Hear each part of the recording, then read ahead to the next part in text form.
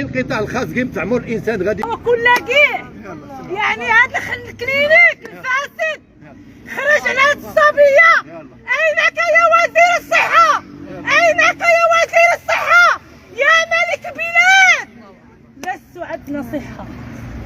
ودابا اش غادي نقولوا ملي ولات بنتي تفرقعت لي المصانه الزايده وهذا هو السبب؟ شكون غادي يجي يعاونني انا باش ندير متابعات قضائيه في هذه الاداره؟ واش حنا لا تابعنا الاداره كنربحوها؟ ما عمر شي مغربي يربح الاداره، ما عمر شي مغربي يربح الاداره.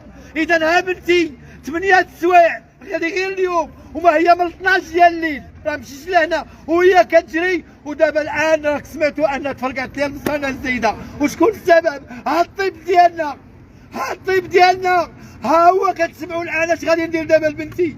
دابا كنطلب من هذه الرساله باش هذا الكلينيك اللي استقبل بنيتي يدير الواجب ديالته ويدير الجهد ديالته.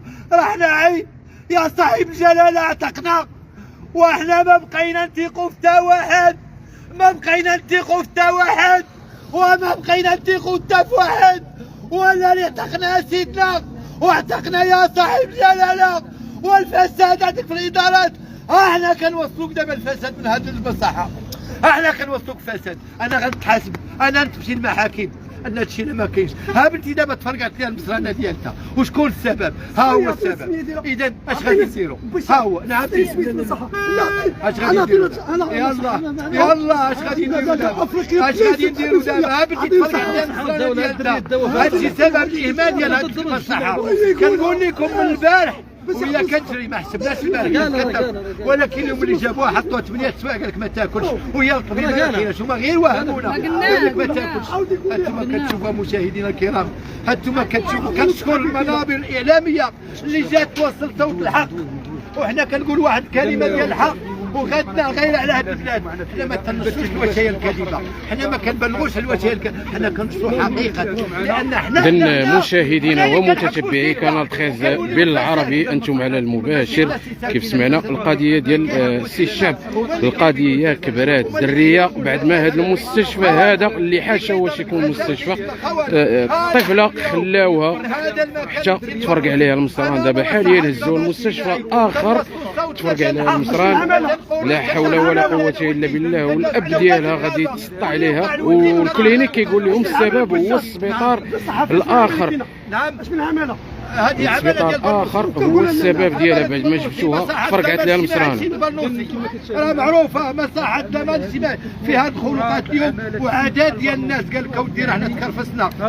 ما كانتش هذه المصلحه بحال هكا، ما عرفتهاش علاش تخلقت وتلونت. ولكن الرسالة ديالي السيد الوزير، أنا كنقول لك يا سعادة الوزير، أنا عندي غير أكثر منك يا وزير الصحة. أنا عندي غير أكثر منك. علاش عندي غير أكثر منك؟ حيت أنا معروف كنوصل الفساد فين كاين وكنتهم. نقول لك واحد القضية يا سعادة الوزير، أنا لست منتمي لأي حزب ولا لون سياسي لي، ولكن مواطن حر. علاش ما باغيش في الأحزاب؟ أخاف من الله. والحسن الثاني رحمة الله عليه قال في خطابه: والله لو كان المسلم حرا ما تحمل المسؤوليه. اين انتم يا مسؤولين؟ انا كنطلب من المسؤولين ديالنا، المستشارين ديالنا، البرلمانيين ديالنا باش يديروا تقارير ملي كيشوفوا بحال الفيديوهات ويوصلوا الحقيقه، او لا يجيو يراقبوا الادارات ديالنا ويشوفوا الفساد ديال المغاربه. يا من صوت عليكم الشعب المغربي، يا من قلدكم الله المسؤوليه، اشنو هو الدور ديالكم؟ الحصانه البرلمانيه، الامتيازات، الخطفه، النهب، صافي هذا هو الدور ديالكم. قولوا لي واش عمركم دقيتوا على شي كلينيك؟ واش عمركم دقيتوا على شي سبيطار راقبتوا شنو فيه؟ واش عمركم جيتوا للشارع وتصنتوا للشعب المغربي اش كيقول؟ بارك عليكم.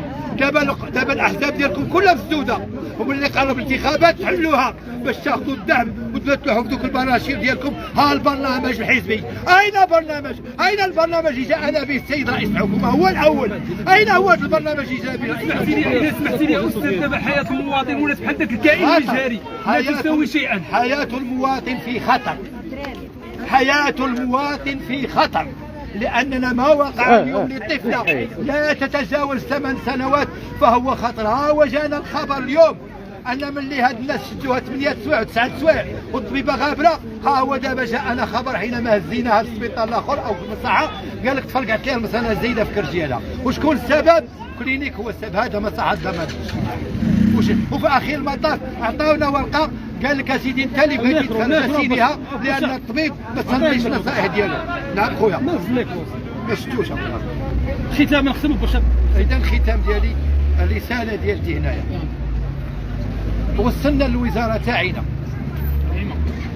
انا غنقول لك يا صاحب الجلاله، يا صاحب الجلاله، شعبك عزيز لك، وانت في الخطابات ديالك دائما كتقول شعبي العزيز. فعلا شعبك راه عزيز لك، شعبك عزيز لك، والشعب المغربي تعزيز عليه انت. دخلنا لك والله يا صاحب جلاله لما نقضنا من هذه المستشفيات الخطر، نقضنا من هذا الفساد الاداري، نقضنا من هذا الفساد الاداري، راه صحه المغاربه راه تاج فوق روسنا ما تتباع ما تشرى. اذا اسمحوا لي راني سخفت، اكتفي بهذا القدر، وشكرا للمنابر الاعلاميه اللي توصل حقيقه الواقعه ديال المصحات سيدي البرنوسي مصحات الضمان الاجتماعي. والسلام عليكم ورحمه الله. اخواني اخواتي كنا معكم في هذا